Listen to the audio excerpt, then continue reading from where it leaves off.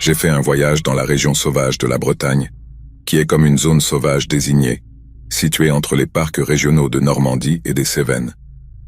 Comme son nom l'indique, c'est l'une des zones les plus sauvages et les plus isolées de beauté naturelle dans la région de la Bretagne. Vous devez conduire jusqu'à un petit endroit appelé le château, et ensuite tourner sur un petit chemin secondaire, jusqu'à ce que le bitume se termine et que le sentier commence. Il y a 1 ou 2 cabanes là-bas, mais elles ne se soucient pas si vous vous garez là tant que vous ne laissez pas de désordre. Et l'endroit est si isolé qu'il y a à peine quelqu'un d'autre là-bas dont vous devriez vous soucier. Mais quand je suis arrivé tard vendredi après-midi, il y avait une autre voiture là-bas avec une fille adossée contre elle.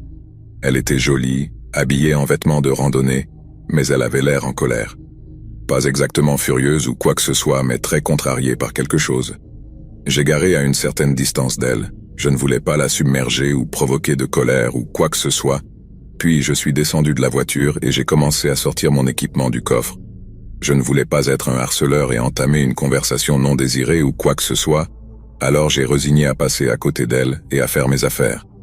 Mais alors que je commençais à marcher, nous avons eu un petit contact visuel gênant et avons commencé à parler. Nous avons échangé des salutations et je lui ai demandé si tout allait bien, et elle a répondu que non, et c'est tout. Il s'avère qu'un ami lui avait fait faux bond pour une randonnée à laquelle elle avait vraiment hâte de participer, et elle n'avait pas envie de conduire tout le chemin du retour sans rien montrer pour cela. Elle envisageait de faire de la randonnée seule, mais elle voulait aussi voir si elle pouvait convaincre son ami de venir quand même, car elle était très consciente que faire de la randonnée seule en tant que femme n'était pas l'idée la plus brillante. Je me suis dit que c'était la bonne chose à faire, mais je savais aussi que l'inviter à faire de la randonnée avec moi était un excellent moyen de rencontrer une fille très jolie, qui partageait clairement une passion pour la nature. Alors c'est ce que j'ai fait et je lui ai demandé si elle voulait se joindre à moi. Il y a eu un moment d'hésitation de sa part.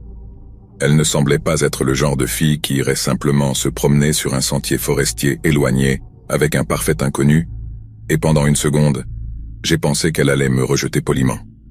Mais ensuite, il y a eu comme un éclair de spontanéité dans ses yeux avant qu'elle ne me regarde avec un grand sourire et dise « Bien sûr ». Elle m'a dit que son nom était Camille, et alors que nous marchions, je lui expliquais que j'avais l'intention de camper quelque part pour rester tout le week-end, mais que je serais ravi de l'accompagner jusqu'à sa voiture quand elle serait prête à partir. Elle m'a remercié, a dit que c'était gentil de proposer, et a ensuite continué à briser la glace et à faire de petites conversations. Ensuite, une fois que nous nous sommes sentis plus à l'aise l'un avec l'autre, je peux dire avec certitude que c'était l'une des meilleures premières rencontres auxquelles j'ai participé. Il avait définitivement ce genre d'ambiance. Je ne suis pas un prince de Disney ou quoi que ce soit, mais je ne suis pas terrible à regarder, et je sais quand une fille me drague et ne fait pas que d'être polie ou gentille ou quoi que ce soit. Alors que nous marchions et parlions, je commençais à être assez excité de savoir où cela pourrait nous mener. Cela faisait un moment que j'avais essayé de sortir avec quelqu'un, et mon bref passage sur Tinder avait été un désastre total. J'ai toujours trouvé qu'il était beaucoup plus attrayant de rencontrer quelqu'un naturellement plutôt que d'utiliser Internet pour le forcer. Mais, comme beaucoup d'entre vous seront d'accord, c'est beaucoup plus facile à dire qu'à faire. Étant donné que c'était un intérêt mutuel, nous avons beaucoup parlé au début de la randonnée, des endroits où nous étions allés, des situations embarrassantes que nous avions vécues, et ainsi de suite. Mais au fur et à mesure que le temps passait, nous avons commencé à parler d'autres choses aussi, comme nos emplois, nos familles et nos relations.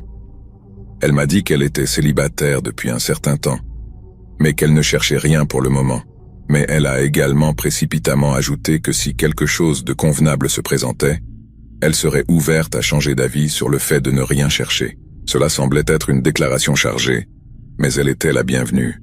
Et alors que nous continuions à marcher, je me demandais si cette rencontre fortuite avec elle était le début d'une romance pour la vie. Maintenant, en regardant en arrière, je suis vraiment gêné de voir à quel point cela semble naïf, mais je suppose que la solitude est quelque chose de très puissant. Peut-être 1 heure après notre randonnée, nous marchions le long du bord de la rivière lorsque Camille s'est arrêtée pour prendre une photo. Puis elle m'a demandé de lui donner 1 seconde pendant qu'elle envoyait un message à son ami, disant qu'elle n'avait pas assez de signal pour un appel, mais qu'elle pourrait probablement forcer un message texte à travers moi. C'était une danse très familière. La Bretagne est assez proche d'un village, mais grâce à toutes les collines qui nous entourent, le signal cellulaire était assez difficile à trouver. pendant qu'elle envoyait un message texte, je me suis éloigné un peu le long de la rivière, attendant que Camille termine, et juste au moment où je me retournais pour revenir, j'ai entendu quelque chose dans les arbres derrière moi. Instantanément, cela m'a rappelé cette sensation d'être suivi, mais cette fois j'ai vraiment fait un effort pour voir s'il y avait quelque chose ou quelqu'un qui nous suivait. J'ai commencé à marcher directement vers l'endroit où j'avais entendu le bruit, appelant et demandant s'il y avait quelqu'un là-bas, et c'est alors que je l'ai vu. Ce grand type, habillé en randonneur mais portant des gants épais et lourds, presque comme ces gants anti-émeute avec des articulations renforcées. La moitié inférieure de son visage était couverte d'une sorte de foulard de chasse, de ceux où seuls les yeux de la personne sont visibles. Alors que de nos jours, se couvrir le visage de cette manière peut être acceptable, en 2015, ce n'était définitivement pas quelque chose de normal, surtout parce que le gars n'avait aucun indicateur orange sur ses vêtements de chasse, ou plus important encore, il n'avait aucune arme visible. J'ai été soulagé de ne pas voir d'arme dans ses mains, mais le fait qu'il se couvrait le visage signifiait clairement qu'il faisait quelque chose de mal. Et puis il y avait le fait qu'il refusait simplement de me répondre quand je lui ai finalement demandé si tout allait bien. Il m'a juste jeté un regard de mort pendant une seconde, puis s'est retourné et est parti dans la forêt. Maintenant, mon esprit courait comme un fou, à son rythme. Nous suivre sur un sentier unique était une chose, mais ce type avait suivi nos traces à travers une clairière, puis était simplement resté sur notre trace, même si nous changions de direction apparemment au hasard. J'aimerais penser que je suis une sorte d'amoureux de la nature, mais pour moi, ce sont des compétences de suivi souvent précises. Et si ce type utilisait ces compétences à des fins malveillantes, ce serait un gros problème pour nous. Je suis retourné en courant vers Camille. Je lui ai raconté exactement ce que j'avais vu, et je lui ai dit que nous devions bouger vite. Je lui ai dit que je savais que cela semblait fou, et que je comprenais parfaitement pourquoi elle penserait que j'étais un idiot, ou quoi que ce soit d'autre. Mais je préférerais qu'elle pense que je suis un idiot, et vivre que de ne rien faire et mettre nos vies en danger à tous les deux. Tant de choses horribles semblent arriver parce que les gens ne s'arrêtent pas, et se disent simplement que ce n'est pas normal ou sûr, et qu'ils doivent partir. Et j'avais l'un de ces moments à ce moment-là. J'ai donné mon petit discours à la vitesse d'une mitrailleuse, tu sais, et honnêtement j'ai pensé l'avoir convaincu pendant une seconde. Mais quand j'ai fini et que j'ai commencé à marcher tout en lui faisant signe de me suivre, elle est juste restée immobile. Je me souviens lui avoir dit « Nous devons partir, Camille, maintenant ». Mais au lieu de me suivre, elle m'a asséné une gifle verbale. Elle m'a dit que j'agissais comme un idiot complet, et que si nous étions suivis, elle l'aurait su. Elle n'était pas une fille sans défense non plus, donc je ressentais de la rancœur pour agir ainsi et, selon elle, simplement parce que quelqu'un était sur notre trace ne signifiait pas qu'ils agissaient malicieusement. Ce sont tous de bons points, et en d'autres circonstances, je pourrais les répéter en retour, mais je savais que ce n'était pas d'autres circonstances. Il y avait clairement quelque chose de louche avec ce type étrange, et nous devions exercer la prudence nécessaire immédiatement. Et c'est alors que j'ai commencé à remarquer ce changement graduel dans la façon dont Camille me parlait. Elle est passée de quelque chose comme « Allez mec, tu es ridicule » et m'encourageait à rester, à m'accuser d'être un mélange d'idiot, de lâche et de mentalement malade. Je voulais la ramener à sa voiture, elle voulait rester immobile et ne pas bouger même vers un endroit plus éloigné de la rivière. Et si je voulais bouger ou la quitter, alors je n'étais même pas à la moitié de l'homme que je pensais être, entre autres attaques personnelles de sa part. Je me souviens d'être confus au-delà de la croyance. Honnêtement, il semblait que n'importe quelle fille saine d'esprit serait au moins un peu alarmée à l'idée d'être suivie par un homme portant un masque.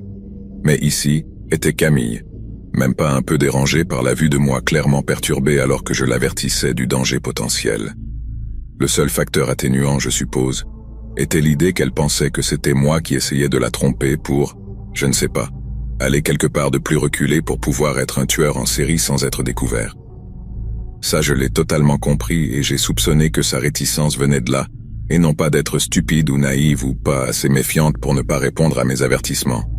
Nous étions tous les deux assez bruyants à ce moment-là, discutant de gauche à droite, et je me suis rendu compte que notre volume rendrait très facile pour quelqu'un de nous localiser et de nous surprendre sans méfiance. Je me souviens d'avoir regardé autour de moi juste pour m'assurer que nous étions toujours seuls, et j'ai ressenti cette sensation de peau qui rampe en sachant que nous étions vraiment seuls dans la forêt, du moins en apparence. Cependant, cela n'a pas diminué la sensation de danger que je ressentais. Je savais que nous devions nous déplacer, mais Camille était déterminée à rester où nous étions. J'ai essayé de raisonner avec elle, de lui expliquer que ce n'était pas moi qui essayais de la tromper, mais que je m'inquiétais pour notre sécurité. Mais à chaque fois que j'essayais de parler, elle augmentait son volume, m'accusant de choses qui n'étaient simplement pas vraies.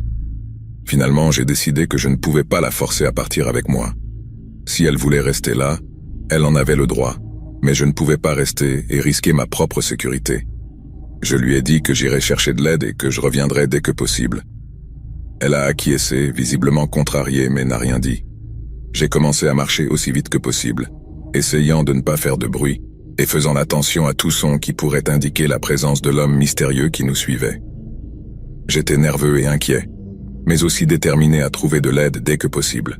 Après avoir marché pendant un certain temps, j'ai finalement trouvé un signal cellulaire suffisamment fort pour passer un appel.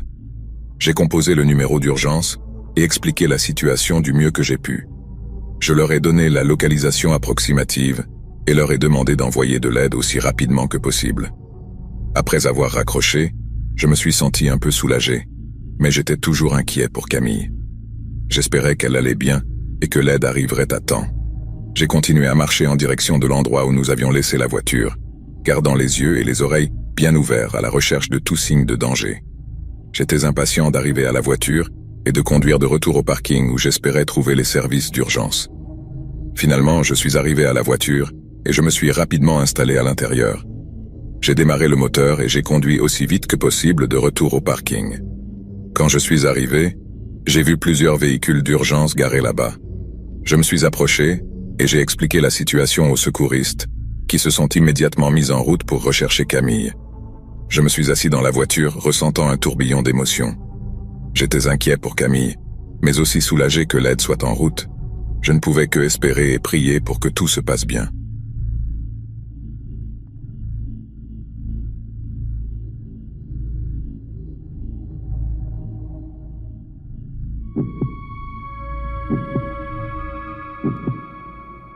Nous avons commencé une petite randonnée dans le sud de la France, spécifiquement dans la forêt d'État Jean-Pierre-Dupont. Nous avons examiné quelques options de location de cabanes et en avons trouvé une qui était dans notre budget, puis nous l'avons réservée pour un week-end. C'était un endroit magnifique, non loin d'un lac en forme de cœur avec un accès facile à tous les différents sentiers de randonnée du parc. Notre premier jour a été merveilleux. Nous avons fait un pique-nique près du lac Émeraude, suivi d'un dîner autour du feu dans notre cabane. La journée était magnifique, mais la nuit était intimidante pour le moins. Il y avait beaucoup de cabanes dispersées dans toute la forêt, donc nous n'étions pas dans un endroit particulièrement isolé. Mais la nuit dans la forêt est très différente de la nuit dans la ville, surtout si vous avez grandi et avez passé la majeure partie de votre vie dans cette dernière. Il y a quelque chose de très inquiétant à ce sujet, et ma partenaire et moi avons commenté cela indépendamment l'un de l'autre. Nous n'avions pas peur du tout. Nous nous sentions très en sécurité là-bas, alors le sentiment était quelque chose de nouveau, je suppose. Et ce n'était pas quelque chose qui nous empêchait de dormir. Le deuxième jour était similaire au premier. Nous avons fait un peu de randonnée, nous avons eu un autre déjeuner en plein air, puis nous sommes retournés à la cabane à temps pour le dîner. Mais au lieu de dîner dans la cabane, nous sommes allés à la cascade, juste au sud de la ville, pour un dîner élégant à 3 plats et une bouteille de vin. Nous avons envisagé de prendre un taxi vers et depuis la cascade, mais j'ai décidé que je voulais être frais pour le lendemain matin, alors j'ai conduit et ma partenaire a un peu trop bien pris le vin. Cependant, quand nous sommes retournés à la cabane, elle était tellement ivre qu'elle s'est endormie au moment où sa tête a touché l'oreiller. Je ne lui en ai pas voulu de lâcher prise ainsi. Je pensais que c'était amusant, mais cela s'est avéré être très chanceux qu'un seul d'entre nous soit en pleine forme cette nuit-là. Et je vais vous dire pourquoi. Après que ma partenaire se soit endormie et ronfle très fort, je dois ajouter, j'ai brossé mes dents, pris une douche, puis je me suis glissé dans le lit. C'était juste avant minuit à ce moment-là, et j'ai réglé une alarme pour 7h30 du matin. Je ne sais pas combien de temps après, je me suis réveillé avec ce que j'ai assumé être mon téléphone vibrant sur la table de chevet rustique en bois près de ma tête. J'ai tendu la main pour l'attraper, juste pour réaliser que ce n'était pas mon téléphone qui faisait du bruit, c'était quelque chose de complètement différent, quelque chose qui grattait doucement le bois de l'autre côté du mur de la cabane, presque juste à côté de l'endroit où j'avais posé ma tête. Maintenant, bien que cela ait été très effrayant pendant une seconde ou deux, je suis assez rationnel pour réaliser qu'un son comme celui-ci est probablement quelque type d'animal. Et après avoir fait mes recherches, je savais que nous n'avions à nous soucier que des serpents et peut-être des renards ou des coyotes. Il y avait tendance à ne pas avoir d'ours ou de jaguars dans cette région de la France. Ou plutôt, les chances de rencontrer le premier étaient extrêmement minces. C'était la raison pour laquelle nous avions choisi la forêt d'État en premier lieu, sachant que c'était l'une des options les plus sûres pour la randonnée. Alors, comme je l'ai dit, entendre le son était surprenant mais pas terrifiant. Au début, j'ai essayé de me rendormir, espérant que ce qui que ce soit qui faisait ce bruit se lasserait et partirait. Je sais que beaucoup d'animaux grattent leurs griffes ou leurs dents contre le bois comme moyen de les limer ou de les aiguiser, donc j'ai pensé que peut-être c'était quelque chose de petit et d'inoffensif faisant exactement cela. Mais ensuite, le grattage a commencé à bouger et semblait venir d'une autre section du mur, beaucoup plus haut que précédemment. Je dis beaucoup plus haut, c'était seulement peut-être un pied ou deux plus haut, mais dans ma tête, quoi que ce soit qui faisait le son, est passé de la taille d'un écureuil à la taille d'un renard.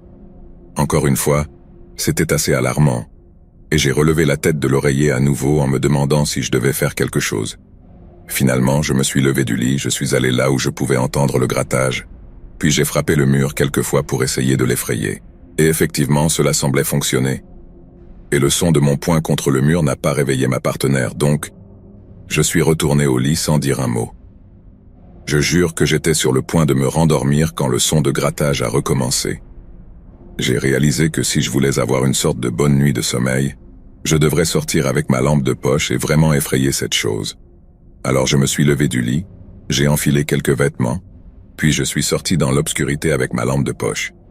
Je pouvais entendre quoi que ce soit qui grattait contre le bois, mais je n'avais pas du tout peur, car je pensais simplement qu'il s'en irait au premier moment où il verrait le faisceau de ma lampe de poche ou entendrait mes pas.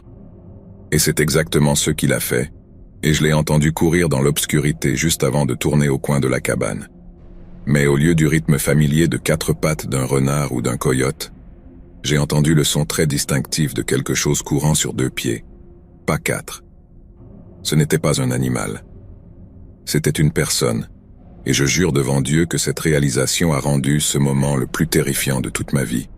Pendant tout ce temps, je pensais que tout allait bien, mais il y avait un sacré bizarre qui grattait quelque chose sur le bois tout ce temps, et j'ai vraiment essayé de me rendormir. Je suis retourné en courant à la cabane. J'ai attrapé le plus grand et le plus lourd que j'ai pu trouver, une poêle, puis je suis sorti en courant dehors. Je voulais crier quelque chose de courageux et dur, mais la vérité est que j'avais peur à mort. Je pouvais à peine garder une pensée cohérente dans ma tête, et encore moins trouver quelque chose d'intimidant à crier, alors j'ai simplement couru autour, tournant comme une toupie et pointant la lampe de poche à chaque petite ombre pour m'assurer que personne ne me guettait. Une fois que j'étais assez sûr que la côte était vraiment claire, je suis revenu en courant à la cabane, j'ai verrouillé la porte d'entrée et ensuite j'ai réveillé ma partenaire.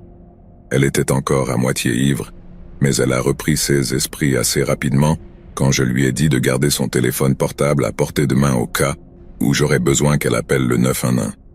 Je ne sais toujours pas si c'était juste une blague stupide, ou si certains enfants vandalisaient les cabanes ou essayaient de nous effrayer délibérément, mais tout dépendait de ce qu'ils avaient été en train de gratter sur le mur.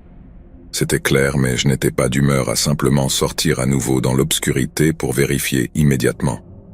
Nous sommes simplement restés immobiles pendant quelques minutes, avec ma main tenant fermement la poignée de la poêle, et nous avons écouté tout bruit, pas ou grattage. Après quelques minutes de silence, je suis finalement sorti dans l'obscurité pour 2 raisons.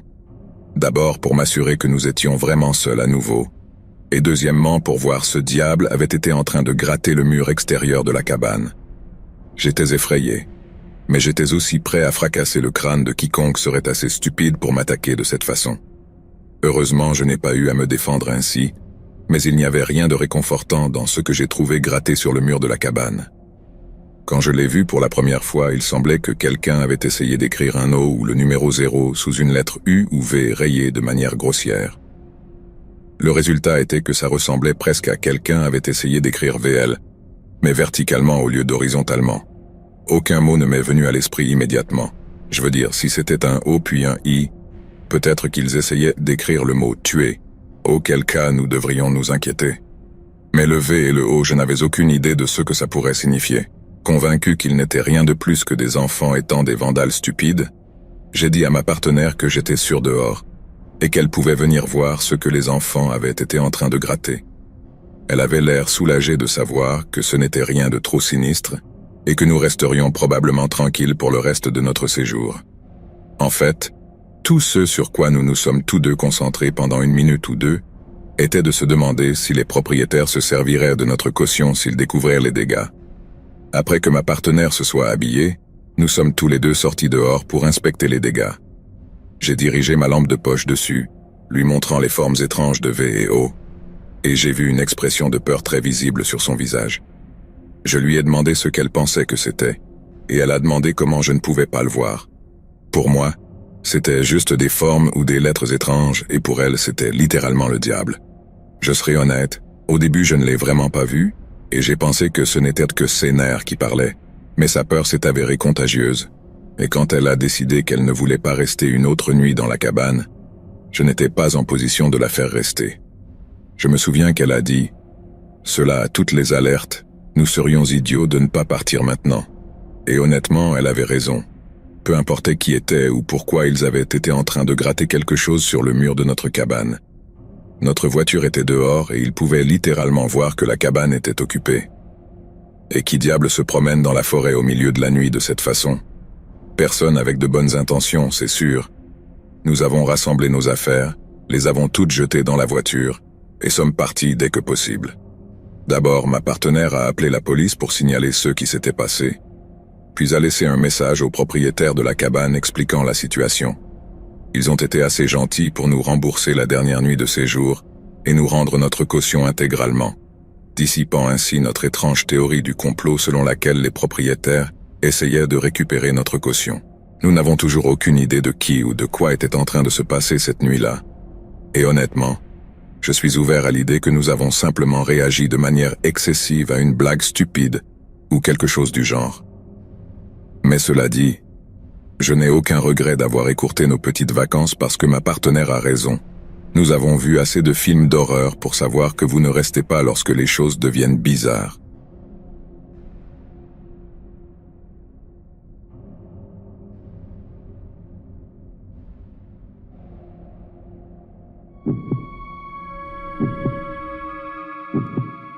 Un de mes premiers souvenirs est d'être dans la cour de récréation d'une nouvelle école en essayant de me faire des amis. C'était en 3e année, donc l'âge de l'école primaire pour les lecteurs français, et je suis tombé sur un groupe de garçons jouant au football. J'ai demandé à l'un d'eux si je pouvais me joindre et il m'a dit oui, mais seulement si je lui passais le ballon. Cela semblait juste, alors j'ai accepté. Le lendemain, j'ai demandé au même garçon si je pouvais m'asseoir avec lui à l'heure du déjeuner et il m'a dit oui, mais seulement si je lui donnais mon dessert. Bien que cela semblait juste, j'ai accepté quand même, et ensuite nous avons mangé en silence. Je n'ai pas touché à mon dessert en supposant que ce garçon le prendrait quand il serait prêt, mais quand il a fini son dessert, je lui ai offert le mien et tout à coup il a changé d'avis. Il a secoué la tête, a poussé un petit bol vers moi, et nous sommes amis depuis lors. Étienne, comme je l'ai appelé par son deuxième prénom, a été mon meilleur ami pendant toute l'école primaire, et nous avons également terminé à la même école secondaire. J'ai pris mon premier soda avec lui, nos premières petites amies étaient de meilleures amies, et il était présent à presque tous les événements importants de mon adolescence, de quelque manière que ce soit. Nous nous sommes finalement séparés en allant dans des universités différentes, mais nous sommes restés en contact et il est finalement revenu ici pour travailler une fois qu'il a obtenu son diplôme. Il était là pour moi dans toutes mes ruptures, m'a aidé à déménager dans mon premier véritable appartement et a été le témoin à son mariage. Et la liste continue. J'étais là pour tous les hauts et les bas d'Étienne et Laura achetant une maison, ayant un bébé et toutes ces autres choses d'adultes, et j'étais la première personne à qui Étienne a téléphoné à propos de l'accident. C'était au début d'avril quand il m'a appelé vers 2 heures du matin. Je savais que quelque chose se passait à quel point tard était l'appel, mais je n'aurais jamais pu deviner à quel point les nouvelles étaient terribles. Laura rentrait chez elle avec sa fille du groupe de jeu, quand 2 voleurs les ont percutés sur un passage pour piétons, et sa fille a été déclarée morte sur place, tandis que Laura est décédée dans un lit d'hôpital se battant pour sa vie, et en quelques heures, le monde entier d'Étienne avait été arraché par 2 monstres dans une voiture. Il était dévasté. aussi dévasté que vous pouvez l'imaginer. Il a été mis en congé maladie au travail, s'est vu prescrire des antidépresseurs, puis est allé vivre avec ses parents parce qu'il ne pouvait tout simplement pas prendre soin de lui-même. Nous avons tous aidé en prenant soin de lui, en veillant à ce qu'il reste loin de l'alcool et tout ça, mais c'était pratiquement tout ce que nous pouvions faire. Perdre votre épouse et votre enfant de cette manière, si soudaine, est quelque chose que vous devez surmonter par vous-même, vous savez. Et pendant longtemps, Étienne semblait figé, et honnêtement, je ne pouvais pas lui en vouloir. Mais un jour, j'ai reçu un message texte très étonnant de lui qui disait simplement « Es-tu prêt à faire un tour ?» Pour expliquer, faire un tour était ce que nous appelions nos voyages de randonnée et de camping que nous avions l'habitude de faire quand nous étions plus jeunes. Je pense que nous nous sommes toujours imaginés comme des explorateurs, mais comme nous ne passerions jamais le test d'urine, nous nous sommes contentés de ces excursions épiques à travers la campagne, parfois pendant une semaine. Nous avons campé dans des endroits différents chaque nuit et sommes rentrés chez nous sans nous doucher et sentant la fumée de feu de camp entre les histoires de fantômes racontées autour du feu la nuit. C'était très amusant. Nous avons réussi à faire environ 5 ou 6 grandes et petites excursions avant que les emplois et les copines ne commencent à occuper tout notre temps. Mais autant j'attendais avec impatience le jour où nous pourrions recommencer à sortir, j'ai pensé que cela pourrait être un peu trop tôt. Après en avoir discuté, nous avons convenu de la 2e semaine d'avril, presque un an après l'accident. J'ai essayé de me dire que le moment était juste une coïncidence, mais en même temps je comprenais parfaitement s'il voulait s'éloigner de tout pendant quelques jours, surtout autour de l'anniversaire d'1 an. Et il y avait toujours quelque chose de plutôt réconfortant dans nos excursions. Si vous manquez de nourriture et d'eau exposés aux éléments, il n'y a pas de temps pour s'inquiéter des problèmes que vous avez dans le monde réel, entre guillemets. Je ne savais pas jusqu'où cela s'étendrait au deuil dévastateur, mais à court terme, cela semblait fonctionner. Car Étienne semblait beaucoup plus animé, en ayant quelque chose sur quoi concentrer son esprit. Je passais des commandes d'équipements de camping en ligne, les essayais dans le jardin de sa mère et avec tout le plan que nous avions à faire, il était aussi beaucoup plus bavard. C'était comme le bon vieux temps à bien des égards, mais avec une différence notable. Mis à part les choses évidentes, Étienne avait suggéré un endroit à visiter. Quiconque lit ceci pourrait dire oui, et alors? Nous n'avions jamais pris aucune des décisions quand il s'agissait de nos excursions de randonnée. Après avoir pris l'initiative dans la planification des premières, il m'avait laissé tout entre mes mains pour qu'il puisse se concentrer sur l'équipement et nous emmener là-bas. Donc, quand il m'a dit qu'il voulait visiter les gorges du Verdon et en particulier un endroit appelé Moustier-Sainte-Marie, c'était un changement rafraîchissant, pour être honnête. Nous n'avions jamais été à Moustier-Sainte-Marie auparavant, donc j'étais très impatient d'y aller. Mais l'itinéraire sinueux d'Étienne comprenait beaucoup de rivières d'eau douce, de randonnées en colline et un excellent petit déjeuner à la fin, ce qui sonnait absolument génial. La plus longue randonnée que nous avions jamais faite était d'1 semaine, et comme nous venions tout juste de recommencer, je n'ai pas été surpris quand il a dit qu'il voulait y aller pour 2 jours seulement. J'étais simplement ravi qu'il semblait redevenir lui-même, mais si j'avais su ce qu'il avait vraiment prévu, je pense que je n'aurais jamais été avec lui. Tout semblait bien pendant le voyage jusqu'à Moustier-Sainte-Marie. En fait, c'était comme dans le bon vieux temps. Nous nous relaissions pour conduire et mettre de vieux CD, et en général, nous apprécions un peu de nostalgie pour passer le temps pendant le voyage. Le stationnement était facile et bon marché, et en plus, nous avons eu un temps inattendu de beau pour avril, ce qui a mis le ton pour une randonnée épique. Étant donné que c'était sa première fois, Étienne a fait un excellent travail en planifiant l'itinéraire et nous a emmenés à travers des paysages incroyables. Nous avons marché pendant environ 8 ou 9 kilomètres, descendant doucement une colline puis longeant une rivière étroite jusqu'à un petit lac. Le chemin était très raide vers le bas et la rivière tombait en cascade pour alimenter le plus grand lac. C'était un spectacle spectaculaire et j'ai tout de suite su que ce serait notre premier lieu de camping. Nous avons trouvé un endroit agréable et plat à environ 50 mètres du bord de l'eau et avons monté nos petits abris en forme de A en nous faisant face. Une fois prêts, nous avons préparé un peu de thé sur nos réchauds à gaz, puis nous nous sommes mis à ramasser du bois pour la nuit. Nous étions silencieux pendant que nous travaillions et j'ai attribué cela au fait que nous étions tous les deux concentrés à trouver de bons morceaux de bois. Mais après, Étienne ne semblait pas se remettre en forme. J'ai remarqué à mi-chemin de la préparation de mon dîner qu'il ne se joindrait pas à moi, Mais il a dit qu'il n'avait pas faim et mangerait plus tard quand il en aurait envie. Mais plus tard est arrivé et il ne semblait toujours pas avoir envie de manger. Nous sommes restés éveillés jusqu'à assez tard et tout ce que nous avons fait était de nous asseoir près du feu en échangeant des histoires, mais je n'ai pas vu une miette de nourriture passer ses lèvres. Quand je suis entré dans mon abri pour dormir, Étienne a dit qu'il resterait éveillé un peu plus longtemps pour regarder les étoiles. Cela ne m'a pas élevé d'alarme, mais ce qui l'a fait, c'est quand je me suis réveillé 6 ou 7 heures plus tard et l'ai trouvé toujours assis près du feu. Je ne veux pas dire assis près du feu en faisant une tasse de thé, avec les cheveux en pagaille, et ayant visiblement dormi au moins quelques heures. Je veux dire exactement dans la même position, la tente de camping apparemment intacte, comme s'il n'avait pas bougé un muscle pendant des heures et des heures. Les premiers mots qui sont sortis de ma bouche quand je suis sorti de mon abri ont été « Tu n'as pas dormi ?» Il n'avait pas besoin de me répondre.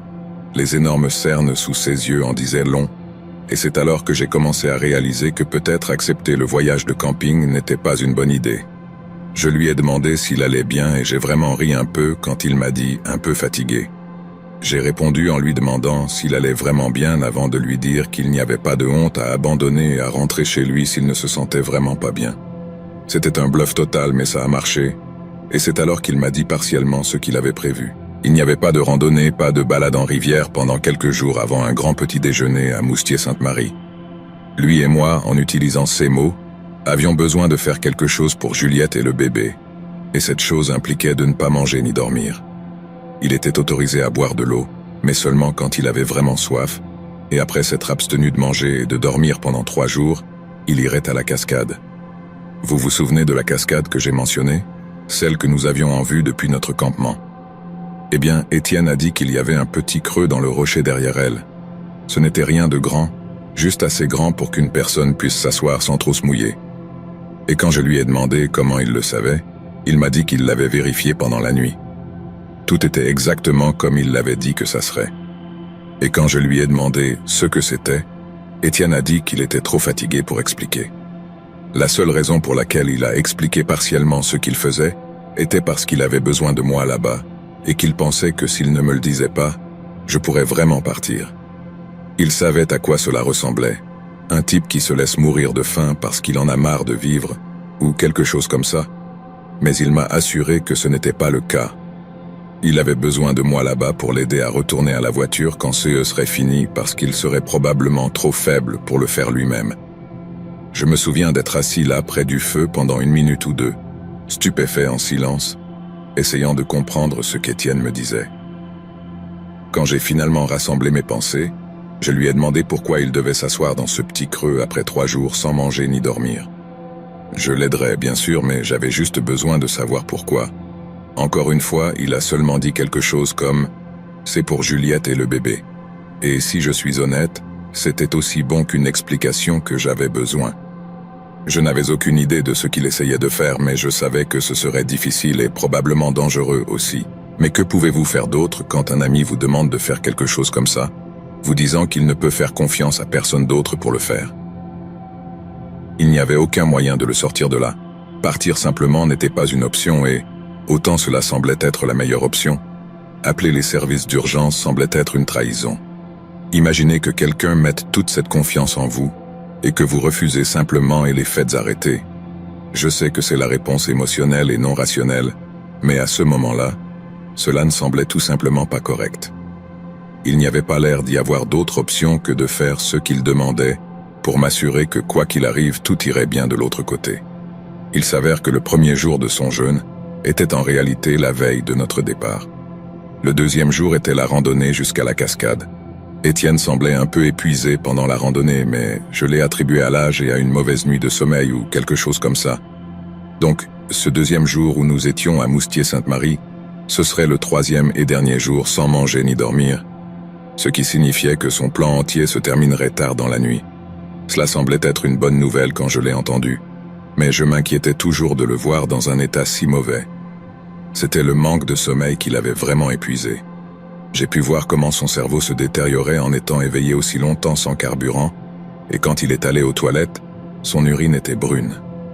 Pas cette couleur jaune foncé peu saine que vous voyez après une nuit d'été dans un jardin à bière. C'était un marron maladif, comme du rhum ou du whisky ou quelque chose comme ça. Je sais que cela peut sembler un peu étrange de remarquer son urine de cette façon, mais des choses comme ça sont assez choquantes quand vous ne les avez jamais vues auparavant. Et ce n'était pas seulement son corps, c'était aussi son esprit. Il a commencé à répéter des choses, à bafouiller, et ensuite à revenir à un point antérieur d'une conversation comme s'il avait perdu le fil, et que 10 ou 20 minutes ne s'étaient pas écoulées. Et quand le soleil a commencé à se coucher, il était prêt pour que tout cela se termine. Mais nous avions encore beaucoup à faire avant cela. Je n'ai pas dormi une seconde cette nuit-là. Non plus parce que j'étais complètement convaincu qu'Étienne ne tenterait pas de se faire du mal d'une manière ou d'une autre. J'ai juste dû lui faire confiance pour ne pas le faire. Je l'ai interrogé de plus en plus au fur et à mesure que la nuit avançait, mais il était de moins en moins d'humeur à parler. Pourtant, il m'a dit qu'il avait pensé à cette nuit pendant des mois, et l'avait parcouru tant de fois qu'il s'ennuyait de penser et encore moins de parler de cela. Il m'a dit qu'il comprenait à quel point cela devait être ennuyeux, mais il me raconterait tout quand ce serait fini. Mais jusque-là, je devais attendre. Enfin, le moment est venu. Je l'ai emmené jusqu'à la cascade et il a commencé à enlever ses vêtements. Je suppose que c'était toujours un fait. Il ne voulait pas mouiller sa seule veste et sa seule paire de bottes dans le processus, mais il faisait un froid de canard et il tremblait comme une feuille quand il m'a passé la dernière de ses affaires par-dessus le bruit de la cascade. Par-dessus le bruit de la cascade, je l'ai entendu me dire que je l'appelle ou non dans l'heure, je devais y aller et le sortir. Il serait nu et trempé au milieu de la nuit chiapanèque glaciale et serait en danger d'hypothermie s'il restait exposé trop longtemps. Et cela n'a fait qu'ajouter plus d'anxiété à toute la situation. Quand il m'a remercié une dernière fois, il s'est retourné et a disparu dans l'eau. Il s'est écoulé exactement 27 minutes quand j'ai cru entendre quelque chose par-dessus le bruit de la cascade. Je me souviens avoir tendu l'oreille en pensant que mes oreilles me jouaient un mauvais tour. Mais alors je l'ai entendu à nouveau. À peine audible par-dessus le bruit de la cascade, mais cela ressemblait beaucoup à une personne. Et puis, tout à coup, c'était Étienne. Il était blanc comme un linge, maigre comme un bâton et tremblait violemment. Ensuite, il y avait les bruits qu'il faisait, et mon Dieu, ils étaient inhumains. Pas exactement pleurer, pas exactement crier, tout assourdi par 3 jours sans nourriture ou sommeil. Dès qu'il a atteint les rives du ruisseau, il s'est tout simplement effondré et je lui ai jeté sa veste autour de lui. Il ne pouvait pas parler, à peine bouger. Et j'ai tout fait pour le traîner de nouveau près du feu et le laisser là pour qu'il puisse se réchauffer correctement. Je lui ai demandé s'il pouvait manger, et il a faiblement hoché la tête. Alors je lui ai lancé quelques barres de céréales et une bouteille d'eau devant lui. J'ai dû le nourrir et lui porter la bouteille à la bouche pour qu'il puisse manger correctement. Étienne mangeait lentement, des larmes silencieuses coulant sur ses joues, et j'en ai aussi versé quelques-unes. Une fois qu'il avait mangé un peu plus et bu de l'eau, Étienne m'a demandé de l'aider à entrer dans sa tente pour qu'il puisse enfin dormir. J'ai fait en sorte qu'il soit sec, je l'ai aidé à mettre quelques couches, et je l'ai ensuite mis dans un sac de couchage. Je pense qu'il dormait déjà avant que je n'ai fini de le border, et je ne voulais rien de plus que de me glisser dans mon propre sac de couchage pour un repos bien mérité. Mais quand le moment est venu, je n'ai pas pu le faire. J'étais coincé entre être trop fatigué pour rester éveillé et trop effrayé pour m'endormir. Mais plus je me battais contre ça, plus c'était facile. Je ne sais pas exactement quelle heure il était à ce moment-là, mais je me souviens avoir vu un peu de lumière bleue à l'horizon lointain.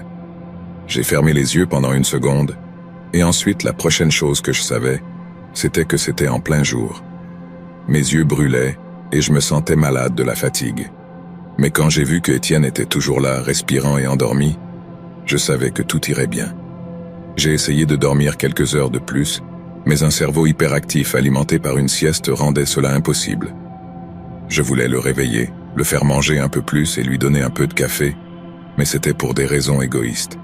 Ce que je voulais vraiment savoir, c'était ce qui s'était passé à la cascade, pourquoi il s'était soumis à un enfer. Mais Dieu sait que j'avais besoin de repos et il y aurait beaucoup de temps pour poser des questions sur le chemin du retour. Je suppose que cette pièce est assez longue pour résumer cette conversation du mieux que je peux. Après avoir ramené Étienne en sécurité à Moustier-Sainte-Marie, nous avons acheté un peu plus de nourriture. J'ai acheté à Étienne une de ces grandes bouteilles d'eau de coco pour qu'il puisse continuer à se réhydrater pendant le voyage, et puis nous avons commencé notre voyage de retour à la maison. Il ne m'a pas dit beaucoup de choses sur ce qu'il avait fait ou pourquoi il l'avait fait. Il a dit qu'il était encore en train de le digérer lui-même, mais en résumé, C'était ainsi. Il avait lu quelque chose en ligne sur cette cascade. Quelque chose à propos de comment les anciens chamans allaient là-bas pour avoir des expériences spirituelles. L'histoire disait que si vous vous concentriez à méditer pour quelqu'un avec assez d'intensité, quelqu'un qui était déjà décédé, vous pourriez sentir sa présence, recevoir ses conseils, ou une connexion ou quelque chose comme ça. La seule règle était que vous deviez vous asseoir là pendant 3 jours avec rien d'autre que de l'eau de coco à boire. Évidemment, Étienne avait essayé de simplifier le processus pour des raisons de sécurité et de confort, pensant que tant qu'il boirait un peu d'eau, il pourrait faire tout le jeûne et rester éveillé loin de la cascade elle-même. Il était assez inquiet d'avoir gâché le processus, et par conséquent d'avoir gâché l'effet désiré. Mais ce n'était pas le cas, selon Étienne. Le processus avait fonctionné exactement comme prévu. Je sens que je dois expliquer à ce stade que je ne suis pas une personne très spirituelle, et je ne crois pas aux expériences paranormales ou spirituelles. Je pense qu'Étienne a poussé ses limites physiques et psychologiques et a induit une sorte de transe ou d'état altéré de conscience. Et je crois qu'au fond, il le sait aussi. La chose, c'est qu'il n'en a rien à faire et moi non plus. Je ne le blâme pas vraiment. Et autant je prétends ne pas savoir comment cela a fonctionné, je comprends pourquoi il voulait le faire. Avoir cette chance de ressentir la présence ou la connexion avec un être cher décédé. Même si ce n'est pas réel, j'avoue que je vois l'attrait. Quiconque a vécu quelque chose d'aussi tragique que de perdre sa femme et son enfant dans un accident mérite une sorte de réconfort, même si ce réconfort est auto-infligé. Et si s'asseoir derrière une cascade pendant 3 jours a donné à Étienne un peu de paix mentale, alors qui suis-je pour le juger? À la fin de la journée, Étienne ne faisait de mal à personne d'autre. Il faisait simplement face à sa propre douleur de la meilleure façon qu'il connaissait. Et si cela signifiait faire quelque chose d'aussi extrême que ce qu'il a fait, alors soit. Alors voilà l'histoire de notre voyage dans les montagnes des Alpes françaises. Ce n'était pas l'aventure de camping et de randonnée habituelle à laquelle nous nous attendions, mais c'était une expérience que nous n'oublierons jamais. Et même si Étienne ne m'a pas encore dit tous les détails de ce qui s'est passé derrière cette cascade, je respecte sa vie privée suffisamment pour ne pas le pousser. Quoi qu'il ait vécu là-bas, nous le laisserons entre lui et ses proches décédés.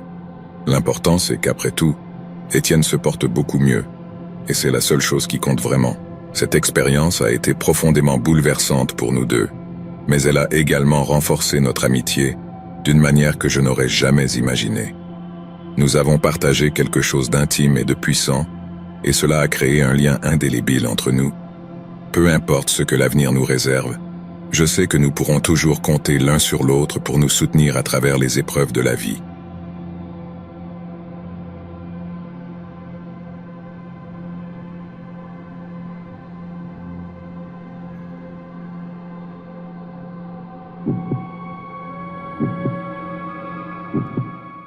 Je suis une femme de 31 ans originaire d'Oaxaca, et j'avais 28 ans lorsque cette histoire s'est déroulée. Pendant l'époque du mouvement H-Moyosi, je me souviens avoir discuté avec une amie de tout le sujet du « pas tous les hommes ». Nous étions toutes les deux d'accord pour dire que c'était ridicule d'étiqueter tous les hommes comme des prédateurs, mais nous étions en désaccord sur quelque chose de plus subtil.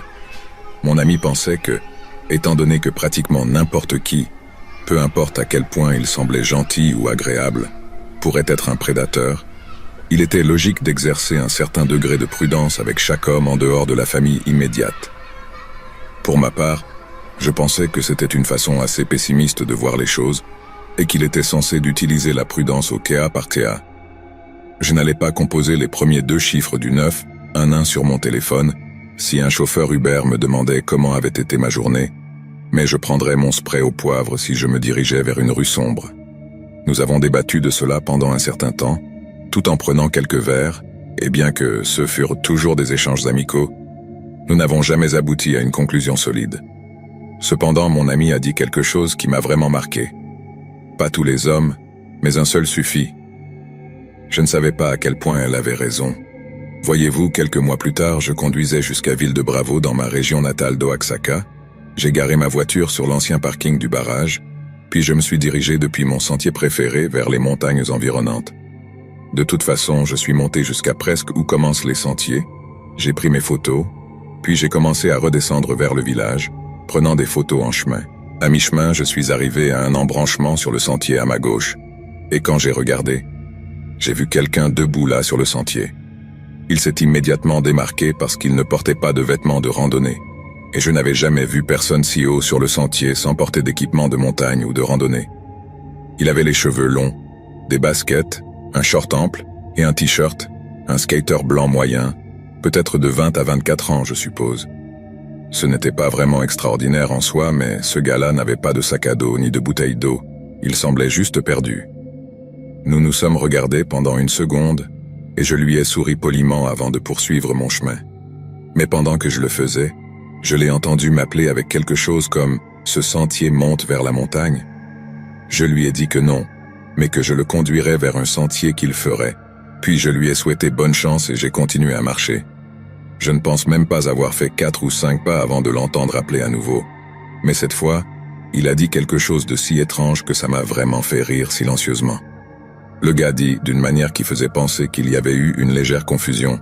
« Eh, tu penses que c'est mon sac à dos ?» Je me suis arrêté. J'ai souri devant l'absurdité de sa déclaration, puis je me suis retourné et je lui ai dit avec une pointe de rire qu'il devait être confus. Il a commencé à marcher lentement vers moi en disant calmement « Non, c'est totalement mon sac à dos. Je l'ai cherché toute l'après-midi. » En lui donnant le bénéfice du doute, je lui ai simplement enlevé le sac à dos des épaules et je le lui ai montré en disant « Je peux te promettre que c'est le mien.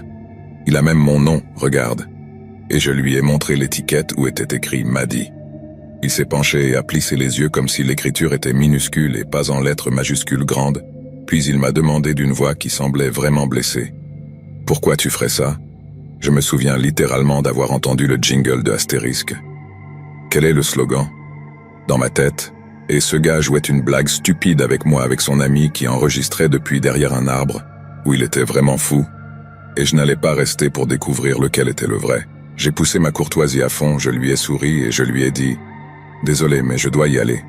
J'espère que tu retrouveras bien ton sac à dos. » Il est resté silencieux pendant que je me retournais et commençais à m'éloigner, et je me suis retrouvé en espérant que ce soit la fin de la rencontre. Mais comme je l'ai découvert, c'était plus une pensée optimiste qu'une évaluation précise. Alors que le son de ses pas me suivait sur le sentier, j'ai commencé à me sentir nerveuse. Ce n'était plus une rencontre inhabituelle avec un étranger bizarre, mais l'étranger bizarre me suivait maintenant sur un sentier de montagne paisible sans âme, qui vive à l'horizon. Souviens-toi de ce que j'ai dit à propos du spray au poivre et des rues sombres. Cette règle s'appliquait également aux sentiers de montagne, et j'en avais toujours un de ces jolis mini-sprays au poivre sur mes clés de voiture. Dans un mouvement fluide, j'ai à nouveau enlevé le sac à dos de mes épaules. J'ai mis une main dans la petite poche où je gardais les clés de voiture et je les ai ensuite mises dans ma poche pour y accéder plus facilement. Et une fois en place, je me suis senti un peu plus à l'aise pour vocaliser à nouveau. J'ai demandé au gars s'il me suivait et il m'a dit que oui, parce que j'avais son sac à dos. Je lui ai dit que ce n'était pas une blague amusante et que ce n'était même pas drôle la première fois.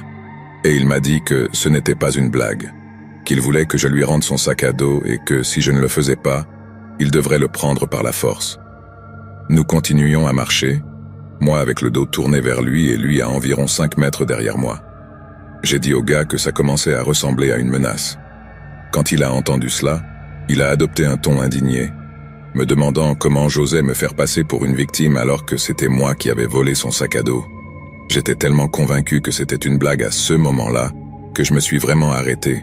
Je me suis retourné et j'ai commencé à chercher le type skater tout aussi idiot avec un smartphone. En regardant en arrière, je pense que c'était juste une pensée pleine d'espoir. S'il y avait quelqu'un d'autre là-bas, je n'étais pas en train de traiter avec une autre personne folle, mais quand je me suis rendu compte que nous étions vraiment seuls sur le sentier, ce n'était pas une sensation agréable, je peux te le dire. Donc une fois que j'ai réalisé que ce gaz était soit fou, soit essayait de me voler de la manière la plus étrange imaginable, j'ai attrapé mon spray au poivre. Je l'ai sorti, je lui ai montré, et il a de nouveau sorti cette carte de frustration.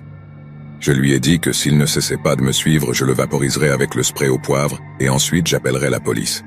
Il a répondu en disant des choses comme « Fais-le, appelle la police, c'est mon sac à dos que tu portes, avec mes affaires à l'intérieur. » Encore une fois, je lui ai dit que s'il s'approchait à 1,5 m de moi, je le vaporiserais avec le spray au poivre, et ensuite je me suis retourné, et j'ai immédiatement réalisé le problème auquel je faisais face.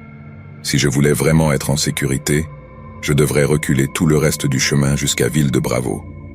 La meilleure chose que je pouvais faire était de maintenir une distance minimale sûre et de garder ma main sur le spray au poivre. Ce type m'a suivi sur une longue distance, me criant dessus alors que nous descendions, et plus il parlait, plus il devenait grossier. Je crois avoir mentionné au début qu'il agissait de manière polie et bien élevée, puis il est passé à un ton de victime qu'il avait adopté. Mais avec le temps, il devenait de plus en plus grossier. Je me souviens qu'à un moment donné, il a dit quelque chose comme « Je ne comprends pas pourquoi tu es aussi chiante à ce sujet. Admets juste que tu as tort et rends-moi mes affaires. » Puis il est devenu plus agressif. Il a commencé à dire des choses comme « Tu as besoin de thérapie, tu pourrais faire des heures de séance et ne jamais résoudre tout le foutoir que tu as dans la tête. » Il a vraiment dit ça. Mon sang bouillonnait, mais je savais qu'il valait mieux ne pas réagir. Si quoi que ce soit, je voulais juste qu'il s'arrête pour pouvoir s'approcher à nouveau. Ou sinon, il voulait juste cette étrange attention que j'avais choisi de ne pas lui donner. Mis à part le fait de jeter un coup d'œil de temps en temps par-dessus mon épaule pour m'assurer qu'il n'essayait pas de s'approcher de moi, j'ai essayé de ne pas lui adresser un seul mot. La distance depuis l'endroit où j'ai rencontré le gars jusqu'à la fin du sentier était peut-être d'1 kilomètre seulement. Alors après quelques minutes de marche, je pouvais littéralement voir des gens se promener près des maisons au bout du sentier. Et rien que de les voir a été un grand soulagement. J'avais presque l'impression d'être de retour dans un territoire amical, tu sais. Même si le gars était un idiot, il n'oserait pas me toucher s'il y avait d'autres personnes autour. Mais ce qui était encore mieux, tout à coup, je vois ces 2 randonneurs marchant sur le sentier vers nous. Je pensais qu'au lieu de risquer de me faire suivre par ce type jusqu'à ma voiture, je demanderais à ces randonneurs de m'accompagner. Mais alors que nous nous approchions, le gars qui me suivait a tenté un dernier coup. Dès que j'ai appelé les 2 randonneurs, il a commencé à crier au-dessus de moi. Il disait des choses comme « Aidez-moi, ma sœur a proposé des médicaments et veut se suicider. Vous devez m'aider à l'attraper. » Je me souviens avoir regardé en arrière, complètement bouillonnante à ce moment-là, me demandant si j'avais accidentellement rencontré le plus grand psychopathe de la planète, et puis, alors que je me retournais pour dire quelque chose contre ce qu'il disait, j'entendais ses pas lourds et rapides se rapprocher de moi. Je me souviens m'être retourné et avoir vu le gars courir vers moi et avoir lâché un jet de spray au poivre à la dernière seconde avant qu'il ne me percute. Dieu merci, la plupart, sinon tout le spray a été efficace malgré ses efforts pour protéger son visage alors qu'il courait vers moi. Quand j'ai retrouvé mes esprits, j'étais secoué mais toujours en colère. Et c'était incroyablement satisfaisant de le voir se frotter les yeux et hurler de douleur. Les randonneurs étaient accourus sur les lieux au moment où je me suis relevé, et je leur ai expliqué tout très clairement que le crétin n'était pas mon frère et qu'il m'avait harcelé tout le long du sentier. Très gentiment, ils m'ont dit qu'ils le garderaient là tout le temps qu'il me faudrait pour disparaître de leur vue, et pendant que je m'éloignais, j'ai sorti mon téléphone et j'ai appelé la police. J'étais presque à la fin du sentier lorsque j'ai entendu le cri « Tu ne peux pas me dire de la merde depuis une distance éloignée ». Et juste au moment où je me retournais pour regarder en arrière, les 2 randonneurs luttaient avec ce type par terre. J'ai continué à marcher tout en relatant toutes ces informations au 911, me sentant incroyablement reconnaissante que ces 2 randonneurs soient apparus au moment où ils l'ont fait. Même quand je pensais être en sécurité, je sais maintenant en regardant en arrière que je ne l'étais pas. Les gens ont été enlevés en plein jour auparavant, et on ne peut pas dire ce qui se serait passé s'ils m'avaient continué à me suivre. Ce que je trouve incroyablement effrayant jusqu'à aujourd'hui, c'est à quel point il a essayé d'être rusé, et comment il semblait apprécier essayer de me manipuler mentalement plutôt que physiquement. Bien que j'ai l'impression que le côté mental n'était qu'un apéritif pour quelque chose qu'il n'a jamais eu la chance de faire. Je ne pouvais pas dire s'il était vraiment psychotique ou simplement mentalement malade.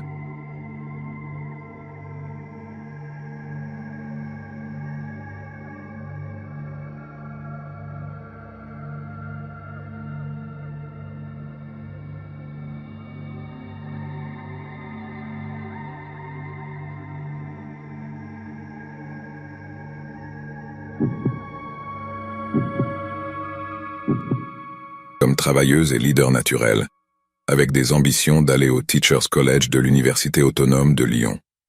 Mesurant 1m61 et pesant 56 kg, elle restait en forme en jouant au volley-ball et ne faisait que sporadiquement de la course à pied. Peu avant le jour férié de 2007, Martine avait prévu de participer à une conférence de jeunes chrétiens dans la ville de Lyon. Mais au dernier moment, elle a changé d'avis en faveur d'une randonnée dans le parc national des Pyrénées, accompagnée de sa cousine Fatima Costulo, de 20 ans, et de 2 amis, Henri Miga et Jean Bernardi. Le parc national des Pyrénées couvre une superficie d'environ 3 km² et est situé dans les Pyrénées entre les villes de Lourdes et de Pau. Il existe 2 principaux sites de camping à l'intérieur de ces limites. Le site principal de Saint-Savin, qui est à seulement quelques centaines de mètres de l'entrée du parc, et le site plus petit de Gavarnie, qui est à 3 km à l'ouest, non loin de la route nationale 85.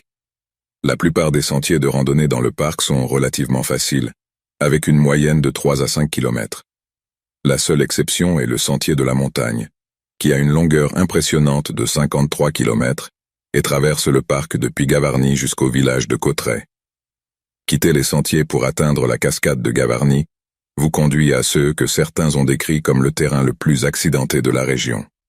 Juste après-midi le dimanche 5 août 2007, Martine et ses amis sont arrivés au parc.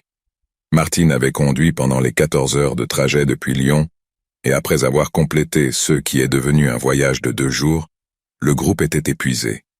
Ils ont monté leur campement sur le lot 88 du camping de Saint-Savin, puis ont échangé quelques salutations amicales avec leurs nouveaux voisins temporaires. Bien que la région de Saint-Savin soit très fréquentée ce week-end-là, avec seulement quelques lots non occupés, alors que l'agitation du week-end festif continuait à l'extérieur, Martine et ses amis se sont installés pour une sieste. Le groupe était épuisé par son long voyage de 2 jours, donc ce qui était censé être une sieste de 30 minutes s'est plutôt transformé en une sieste de 4 heures. Ils se sont réveillés vers 10h30 du soir, ont fait un petit feu de camp, puis ont dîné ensemble tout en consommant une petite quantité d'alcool. Vers 3h30 du matin, le groupe a décidé de retourner se coucher, et tous se sont endormis en l'espace d'une trentaine de minutes. 3 heures plus tard, Martine a réveillé Henri et lui a demandé de l'accompagner aux toilettes du camping. Selon Henri, le couple avait prévu de partir courir ensemble au lever du jour, et après s'être lavés et habillés, ils se sont dirigés vers les sentiers. Ils ont couru ensemble pendant environ 30 minutes, et à un moment donné, Martine a commencé à se fatiguer. Arrivé à une intersection près de l'entrée du parc, le couple a décidé de se séparer, Henri continuant sur le sentier le plus long vers la route nationale 85, tandis que Martine choisissait de visiter la cascade de Gavarnie à proximité avant de retourner au campement. Henri n'est arrivé qu'à une petite aire de pique-nique le long de la route avant de commencer lui aussi à se fatiguer. Il s'est arrêté brièvement pour reprendre son souffle, a gravé les initiales des 4 membres dans une roche, puis est retourné au campement. Selon lui, il a passé les heures suivantes à chercher une hache pour débiter quelques troncs trop gros, mais il n'en a pas trouvé. Vers 9h30 du matin, Jean Bernardi et Fatima Costulo sont sortis de leur tente, ont préparé le petit déjeuner et se sont douchés, pensant que Martine reviendrait bientôt. Mais vers 11h, ils ont commencé à s'inquiéter. Jean et Henri sont partis sur l'un des sentiers vers la cascade que Martine voulait visiter. Ils ont également cherché sur le sentier de la montagne et le sentier de la cascade de Gavarnie, ainsi que sur plusieurs autres sentiers où ils soupçonnaient qu'elle aurait pu courir, mais ils ne l'ont trouvée nulle part. Les 2 hommes sont restés calmes et ont évité de donner l'alarme, croyant que Martine serait retrouvée bientôt. Cependant, en milieu d'après-midi, elle n'était toujours pas revenue.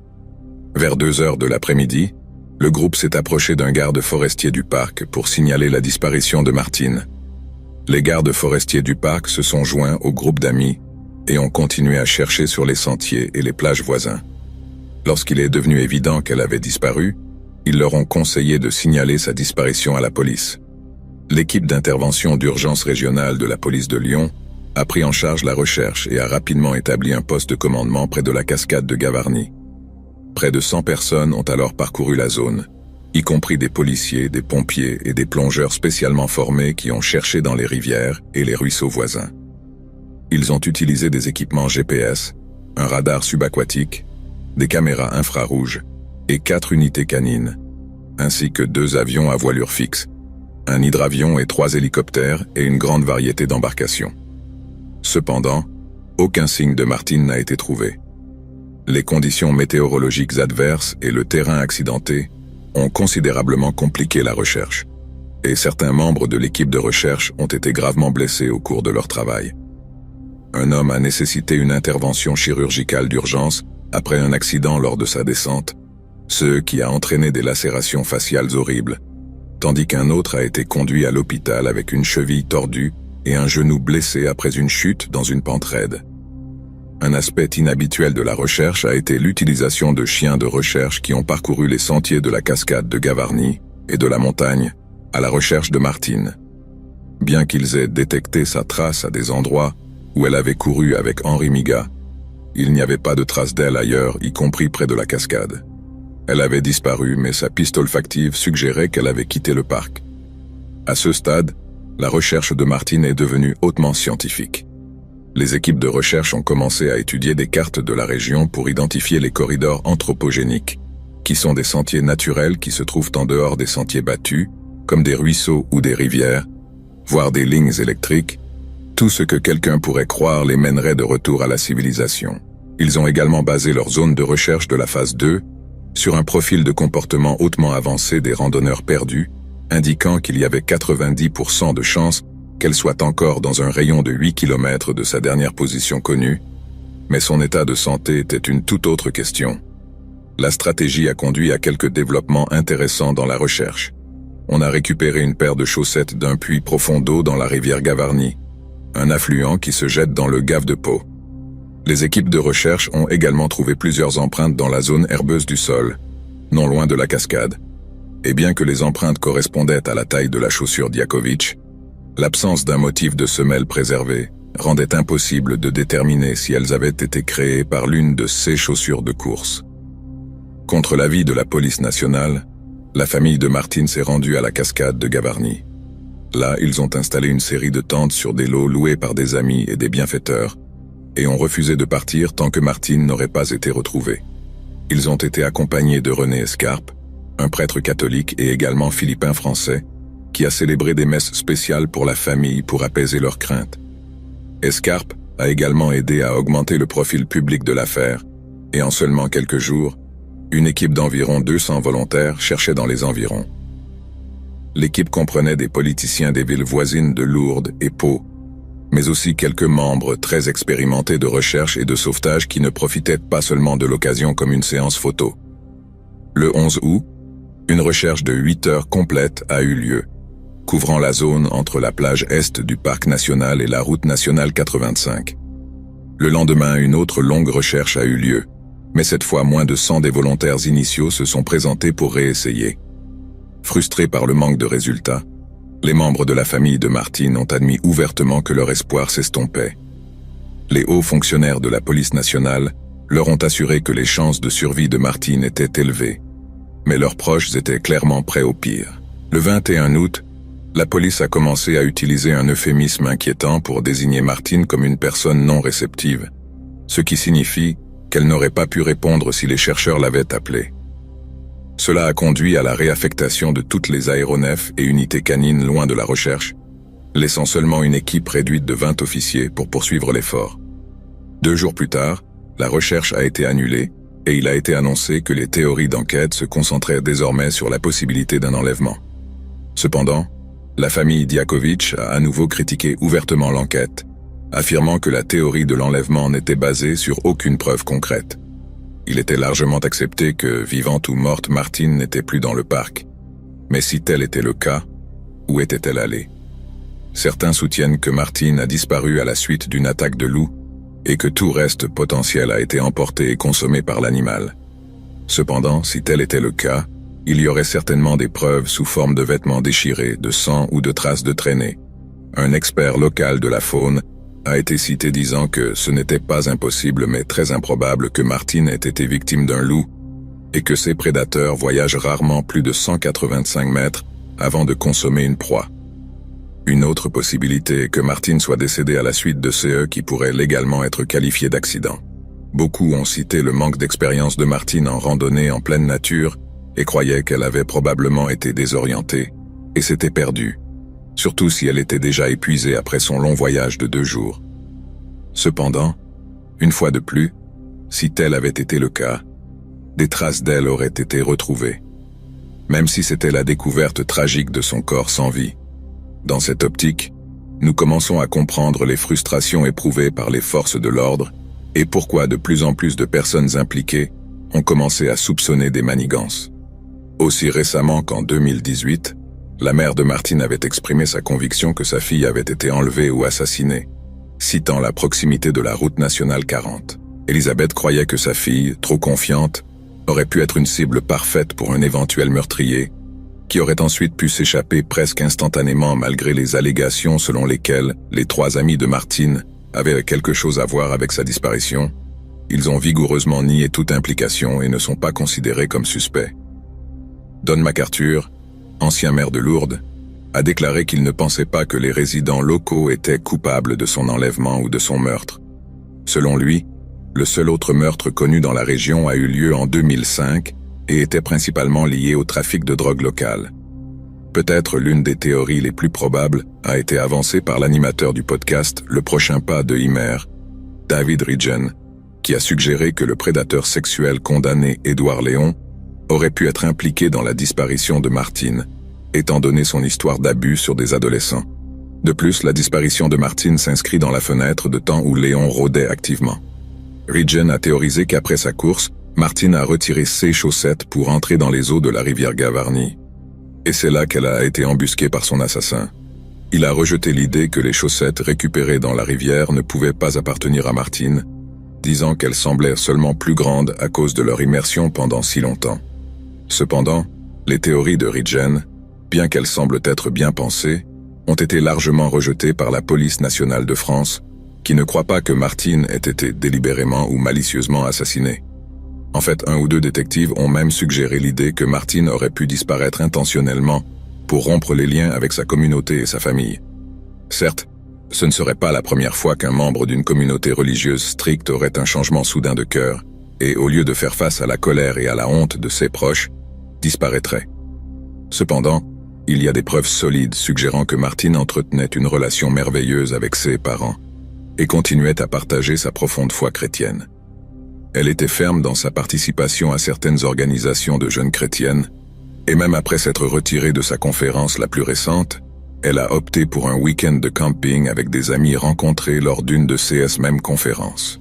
Bien que la possibilité ne puisse être complètement écartée, car les gens ont caché des secrets pires à leur famille auparavant, dans ce cas, ce qui est arrivé à Martine n'a clairement pas été de son propre gré. Cependant, d'autres membres de l'équipe de recherche et de sauvetage ont remis en question l'efficacité de tout l'effort de recherche.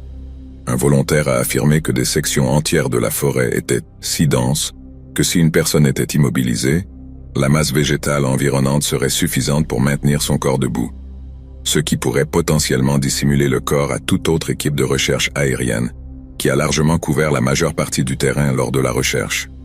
Le policier français Greg Bisley a également parlé de telles difficultés, disant à un journaliste que, quand vous trébuchez, vous ne tombez pas. Peut-être le plus proche qu'une enquête ait jamais été de découvrir la vérité derrière la disparition de Martine a été en mars 2009, lorsqu'un bénévole de l'organisation à but non lucratif de recherche et de sauvetage de Paris a affirmé qu'il croyait que les volontaires avaient réellement localisé les restes de Martine en novembre 2009. Lors de cette recherche financée de manière privée, 6 chiens de cadavres ont indiqué la présence de restes humains à un endroit dans la rivière Gavarnie, mais une enquête supplémentaire était impossible en raison de la vitesse et de la profondeur de l'eau. UC pense que si les équipes de recherche et de sauvetage privées avaient eu accès à un équipement plus avancé, leur tâche aurait pu être conclue là et alors. Peut-être est-ce en effet le cas et les restes de Martine Yakovitch reposent profondément sous les eaux de la cascade de Gavarnie.